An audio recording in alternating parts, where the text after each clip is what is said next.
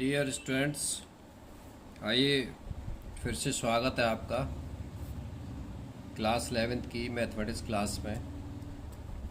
जैसा कि हम बात कर रहे थे त्रिकोणमितीय फलनों के बारे में, तो ये लेक्चर 4 है आपका और चैप्टर 3 है। तो बात करते हैं कि sine x, cos x, ten x माने त्रिकोणमितीय जो अनुपात हैं आपके, इनके जो चिन्ह हैं माने ये पॉजिटिव होते हैं या नेगेटिव होते हैं चारों क्वाड्रेंट में। तो इसके बारे में हालांकि आप हाई स्कूल में पढ़ चुके हैं, तो वहाँ पर आपने देखा होगा कि साइन एक्स जो होता है, साइन एक्स की अगर बात करें तो फर्स्ट क्वाड्रेंट की बात करें, पहले क्वाड्रेंट में तो साइन एक्स आपका पॉजिटिव होता है। दूसरे क्वाड्रेंट में साइन एक्स आपका पॉजिटिव ही होता है। तीसरे क्वाड्रेंट में साइन एक्स कितना होता है, नेगेटिव। और चौथे क्वाड्रेंट में साइन एक्स नेगेटिव होता है। तो ये नेगेटिव नेगेटिव। अब बात करते हैं कॉस एक्स की। कॉस एक्स प्लस का होता है, सेकंड क्वाड्रेंट में माइनस का, चौथे में प्लस का होता है। ठीक, इसी प्रकार से टेन एक्स की बात करें तो टेन एक्स भी आपका प्लस का होता है इस क्वाड्रेंट में, क्योंकि इस क्वाड्रेंट में तो पहले में ऑल पॉजिटिव होते हैं, ऑल पॉजिटिव। इसमें ये माइनस का, फिर प्लस का, थर्ड क्वाड्रेंट में प्लस का हो जाता है, चौथे क्वाड्रेंट में माइनस का। इसी प्रकार से बात करेंगे, इसी प्रकार से बात करते हैं कोसेक एक्स की। कोसेक एक्स, तो कोसेक एक्स की स्थिति तो बिल्कुल साइन एक्स जैसी होती है, plus plus minus minus, plus plus minus minus. अब बात करेंगे हम सेक एक्स की। सेक एक्स की बात करें तो सेक एक्स की स्थिति कॉस एक्स जैसी होती है, कॉस एक्स, लास्ट में आपका कॉट एक्स। तो सेक एक्स की स्थिति देखिए, कॉस एक्स प्लस, ठीक है, minus minus plus, plus minus minus plus.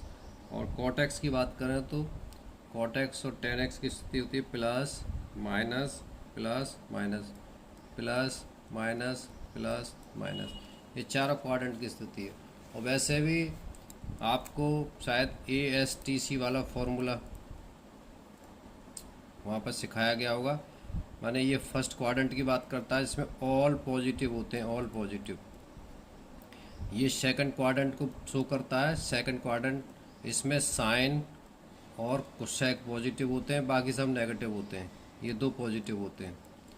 तीसरा आपका ये थर्ड क्वाड्रेंट है, इस थर्ड क्वाड्रेंट में टेन एंड कॉट पॉजिटिव होते हैं, कॉट, बाकी जो है सब नेगेटिव होते हैं। और ये चौथा वाला क्वाड्रेंट है जिसमें कॉस और आपके सेक ये पॉजिटिव होते हैं, बाकी सब नेगेटिव होते हैं। तो ये आपने वहाँ पर क्लास 10th में अच्छी तरह से पढ़ ली होंगी। तो मुझे उम्मीद है कि आपको याद होंगे, और नहीं याद है तो फिर से एक बार रिवाइज कर लीजिए, ASTC।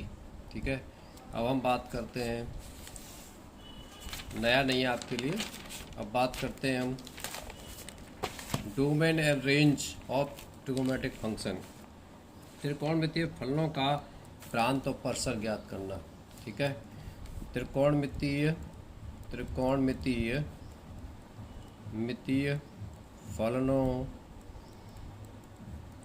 फलनों का प्रांत और एवं परिसर। परिसर, प्रांत कहते हैं डोमेन के लिए, इसे डोमेन कहते हैं इंग्लिश में। ठीक है बच्चों, और इसे कहते हैं रेंज। क्या कहते हैं इसे, रेंज। तो अब समझ लीजिए ज़रा, डोमेन का मतलब क्या होता है, रेंज का मतलब क्या होता है। त्रिकोणमितीय फलन की जो आपकी वीडियोस आपने देखी होगी चैप्टर की, मैंने डाली हैं उसमें, तो उसमें फलन का जो चैप्टर है उसमें अच्छी तरह से समझ गए होंगे डोमेन और रेंज के बारे में। तो साइन और कोसाइन फलनों की परिभाषा से हम क्या पाते हैं, हम ये पाते हैं कि साइन और कोसाइन, साइन एंड कोसाइन यानी माने कॉस एक्स, साइन एक्स और कॉस एक्स जो है ये सभी वास्तविक संख्याओं के लिए परिभाषित है। सभी वास्तविक संख्याओं के लिए, दोनों के दोनों सभी वास्तविक संख्याओं के लिए परिभाषित है। वास्तविक संख्या मीन्स आर के लिए क्या है, परिभाषित है, परिभाषित। ठीक है, ये देखिए सभी वास्तविक संख्याओं के लिए परिभाषित होते हैं। और फिर हम ये भी पाते हैं कि प्रत्येक वास्तविक संख्या x के लिए साइन x की जो वैल्यू है, साइन x की, वो 1 से छोटी और 1 के बराबर होती है, इधर -1 से बड़ी और 1 के बराबर होती है। इसी प्रकार से cos x की वैल्यू 1 से छोटी और 1 के बराबर होती है, लेकिन -1 से बड़ी और 1 के बराबर होती है। आपने ग्राफ देखा होगा साइन एक्स का, तो वहाँ पर आपने पाया होगा ग्राफ की स्थिति इस तरह से होती है। अभी हम ग्राफ पर आएंगे। तो ये जो है आपकी इस तरह से जो ग्राफ है आपका नीचे तक जाता है ऐसे ऐसे, तो ये 1 होता है, इससे ऊपर नहीं उठता, 1 पॉइंट होता है, 1,0। इधर ये -1 होता है, ठीक है ना, नीचे ये तो 1 और -1 के बीच में झूलता रहता है ये जो ग्राफ है आपका। इसी प्रकार से cos x का ग्राफ भी, अभी ग्राफ पर आएंगे उसकी चर्चा करेंगे, तो इनके बीच में झूलता रहता है। तो यहाँ पर जो ये y जी इक्वल टू, अगर साइन x की बात करें, हम cos x की बात करें, तो y is equal to sine x या y is equal to cos x। इनका जो प्रांत है सभी वास्तविक संख्याओं का समुच्चय होता है। और परसर क्या होता है इनका, परसर क्लोज इंटरवल -1 to 1 -1 to 1 होता है। तो याद रखिए कि साइन एक्स की और कॉस एक्स की जब भी बात आए तो इनका प्रांत जो है सभी वास्तविक संख्याओं का क्या होता है, समुच्चय। और ऐसे ही इसका भी, कॉस एक्स का भी, साइन एक्स का भी, दोनों के प्रांत सभी वास्तविक संख्याओं का समुच्चय होता है, सेट ऑफ रियल नंबर्स।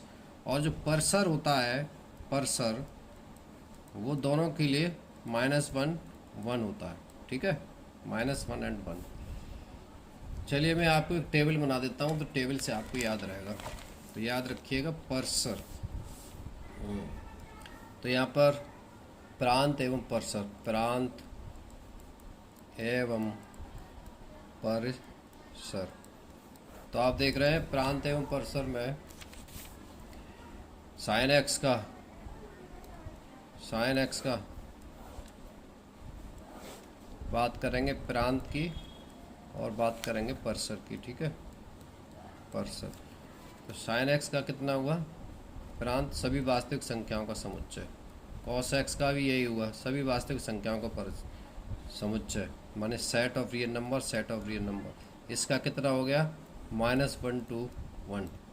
ठीक है, इसका कितना होगा, -1 to 1। अभी मैंने लिख के बताया था ना आपको कि साइन एक्स की वैल्यू 1 से छोटी और 1 के बराबर होती है, इधर -1 से बड़ी और -1 के बराबर होती है। इसी प्रकार से इसमें अब बात करते हैं tan x की, tan x। ठीक है, तो देखिए जहाँ तक बात tan x की है, तो y is equal to tan x का प्रांत जो है ये इसका समुच्चय होता है x का। लेकिन चूँकि tan x is equal to, यहाँ पर थोड़ा सा देख लीजिए, tan x is equal to कितना होता है, sine x upon cos x ही होता है।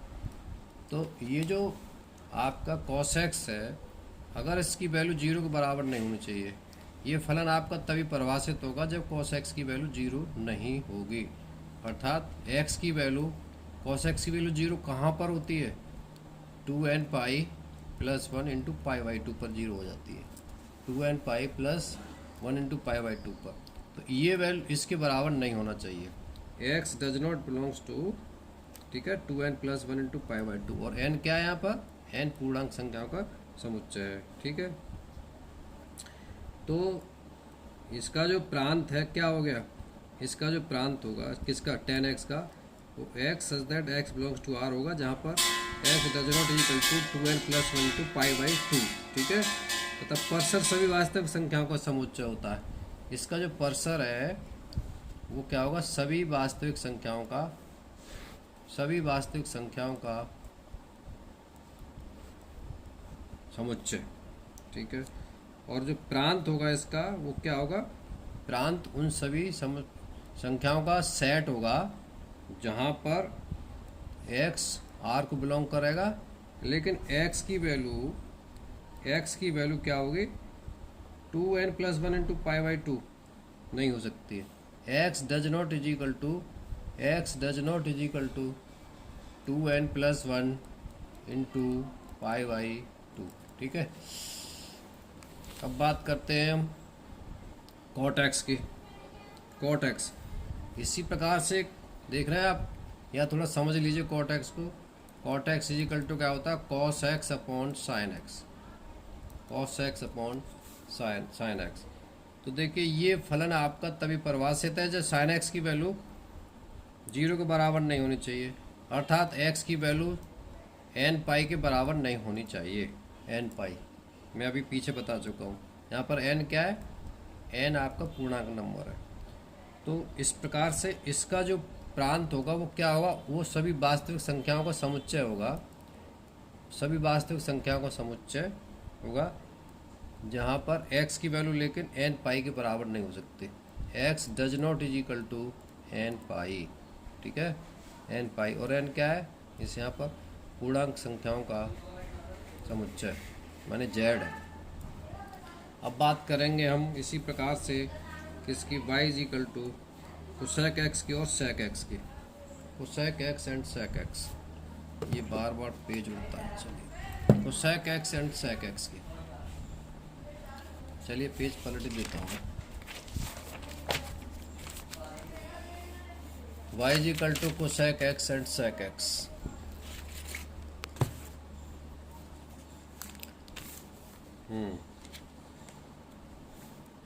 तो सबसे पहले बात कर लेते हैं हम cosec x, y is equal to cosec x, ठीक है। देखिए कोसेक x को हम लिखेंगे, थोड़ा समझ लीजिए, जैसे 1 साइन x, ठीक।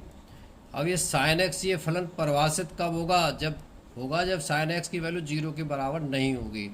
Sign x is equal does not is equal to 0, अगर 0 के बराबर हो गई तो यह 0 हो जाएगा, तो 1/0 की वैल्यू इन्फिनिटी हो जाएगी, तो फलन आपका अपरिभाषित हो जाएगा। तो इस प्रकार से sine x does not is equal to 0 का मतलब ये है कि आपकी x की वैल्यू n पाई के बराबर नहीं होनी चाहिए। तो इस प्रकार से कोसेक x का जो प्रांत है वो कितना हो जाएगा, कोसेक x का जो प्रांत है वो आपका उन सभी वास्तविक संख्याओं का समुच्चय हो गया,